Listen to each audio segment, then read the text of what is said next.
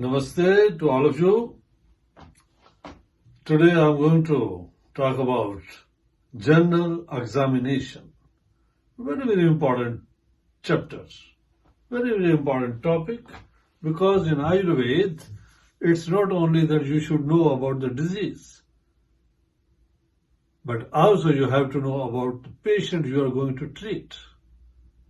So that's why we have got different techniques in Ayurveda.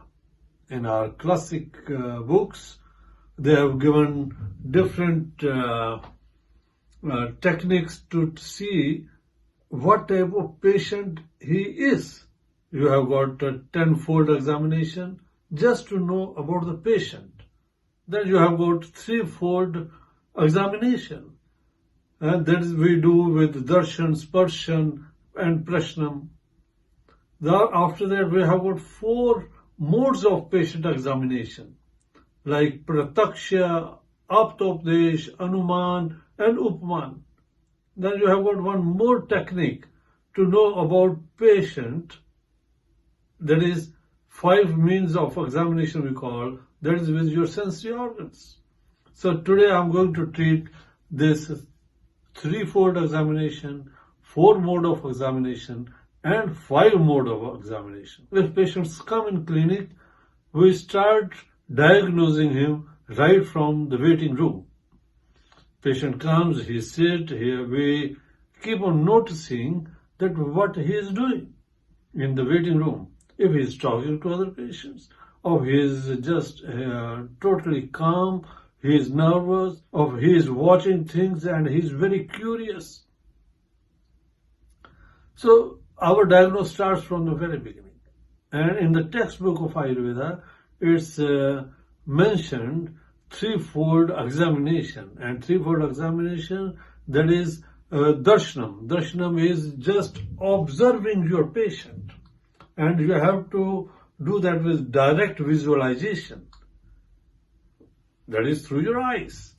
And second mode is you say sparshanam. Sparshanam is touching, feeling. Then you have to feel the patient. You have to touch him. And third one is prashnam. Prashnam is asking, inquiry. Then you have to ask few questions.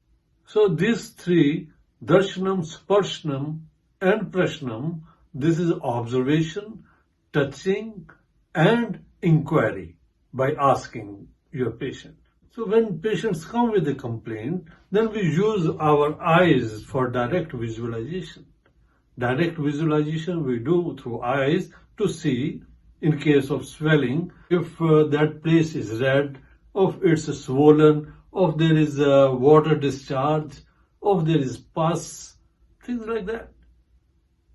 If he has noticed anything with his direct observation, he will confirm that with touching, with feeling. We call that sparshanam. He will touch that place. He will see how tender it is. And he will feel if it's warm, if it's cold. Then at last there is technique, what we use, that is prashnam. Prashnam means asking, inquiring. Then we ask our patient that since when he is suffering from this. Is there any family history?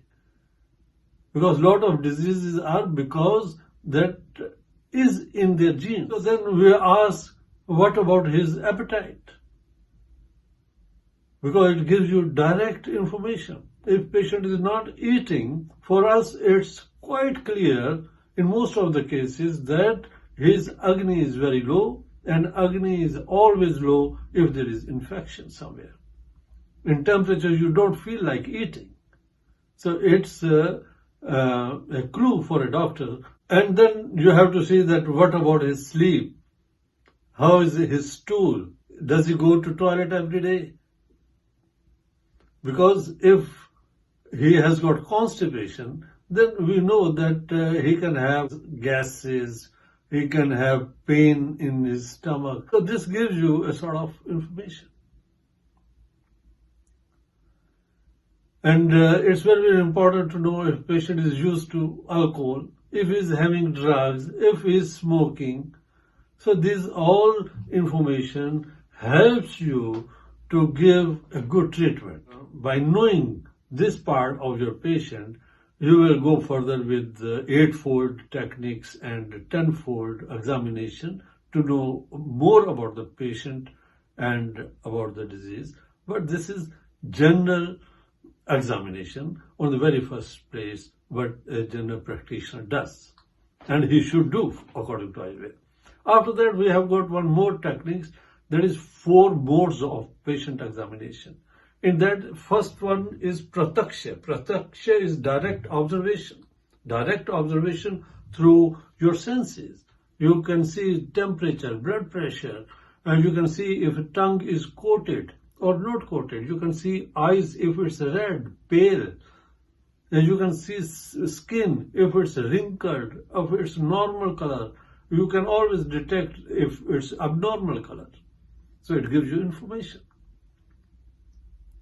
Then second one is apto updesh. Apto updesh is that things told by your seniors, things told by your scholars. We should understand from apto updesh that we should be referring our textbook, because whatsoever is written in our classic book, Charak, Sushrat, Vagbhat, Madhav Nizam, we take that as an authority. For us, what's written in Charak is ultimate. So if we can't make out that what type of disease he is having, then Apto Upadesh we have to follow. It means that we have to go to those books for the reference, because then we have to correlate those symptoms, what's written in the book, reconfirm your doubts. So that is Apto Upadesh.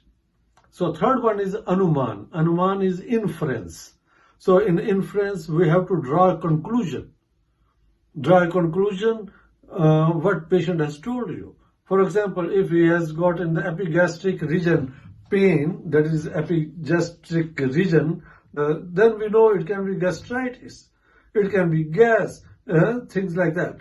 So you have to draw a conclusion from whatsoever you have gathered.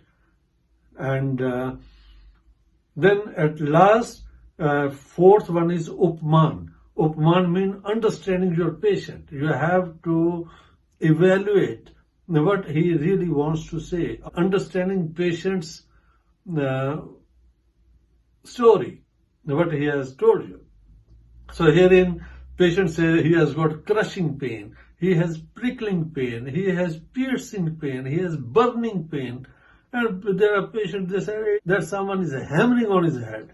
So for a practitioner, then it's very good to understand that hammer pain is in blood pressure. Burning pain is in gastritis, if there is acid or things like that. So that way we understand patient's word and we translate that in form of diseases. So I have already told you threefold examination, 4 modes of examination, and now I am going to talk about 5 means of patient examination. So these are using your own sensory organs. For example, the first one is touch, that we do with our skin, with our hands. So we palpation, temperature, tenderness, swelling, we can come to know by touch. So then with my eyes, one can see the size, shape, color of the disease part. Not only that, but laboratory findings also we can read. So that is using your sensory organs. Then third one is hearing. So using stethoscope, and you can see that what type of voice it is, cracking voice in the joints. So it gives you all information using your sensory organs. Then taste, not applicable because we can't taste anything, but this is also written in our classical books that diabetic patient, if urinates, then there will be ants. So because it's a sweet, so it gives you idea that patient might have sugar disease. So then last we have got our nose, using our nose to know about patient, that is smelling. So like high body odor you have got in pitta diseases. If patient comes and you can smell very strange odor, it gives you that there is something putrefied or there is more sweat. That mostly happens by pitta patient. And then gases, so many people, so many patients, they can pass gases also.